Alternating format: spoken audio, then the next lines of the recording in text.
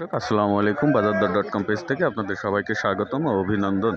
তো আজকে আপনাদের নিয়ে এসেছি ঝিনাইদহ সদর উপজেলার ঐতিহ্যবাহী ডাকবাংলা বাজারের কাঁচা সবজির পাইকারি বাজারে। তো আজকে এই বাজারে কৃষকরা কি কি সবজি নিয়ে এসেছেন এবং এখানকার যারা পাইকারি ব্যবসায়ী আছে তারা কেমন দামে সবজিগুলো কিনছেন সেটাই আপনাদের ঘুরে ঘুরে দেখানোর চেষ্টা করব।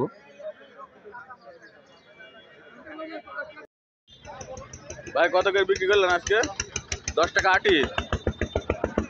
দর্শক, একজন চাষি কিন্তু বেশ অনেকগুলা পুঁইশাক নিয়ে এসেছেন। 10 টাকা আটি দরে কিন্তু তিনি বিক্রয় করছেন। এখনো রয়েছে ওনার কাছে খুবই সুন্দর সুন্দর পুঁইশাক। তো আজকে কিন্তু এই ডাকবাংলা বাজারে বেশ অনেক পুঁইশাকের আমদানি হয়েছে।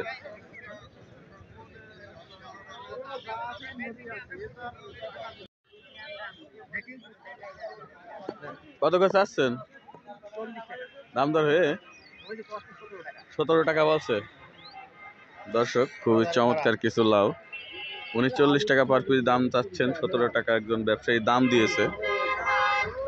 ভাই, 10 টাকা দাম দর হয়ে 8 টাকা বিক্রি করেছেন। দর্শক, খুবই সুন্দর সবুজ ডাটা শাক। তো উনি কিন্তু 10 টাকা আটি দরে দাম চাচ্ছেন। 8 টাকা আটি দরে কিছু বিক্রয় করেছেন আর কিছু রয়ে গিয়েছে।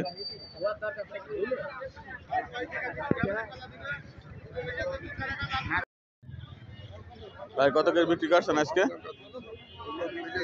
20 টাকা কেজি।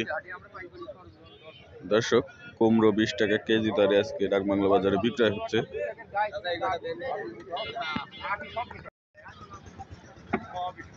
ভাই, কত করে চাচ্ছেন ভাই? ভাই চাচ্ছি 55 টাকা। দাম দর হয়েছে? দাম দর হয়েছে ভাই, কেমন হচ্ছে? 40-45 টাকা বলছে।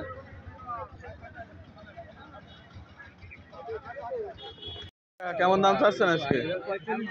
45 টাকা পাইকারি।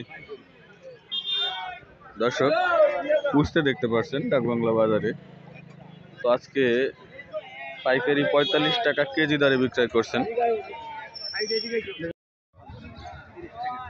কেমন দাম চাচ্ছেন? চাচ্ছেন আপনি কত চাচ্ছেন? 25 টাকা। কত দাম হয়েছে?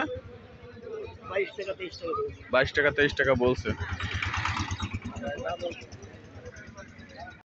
চাচা, 400 টাকা চাচ্ছেন, দাম দর হয়েছে? 250 পর্যন্ত হয়েছে না? দর্শক, সুন্দর তরকারি কলা দেখছেন, খুবই বড় সাইজের। 400 টাকা দাম চাচ্ছেন এই কাঁদিটি। 250 টাকা পর্যন্ত দাম হয়েছে, উনি এখনো বিক্রয় করেনি।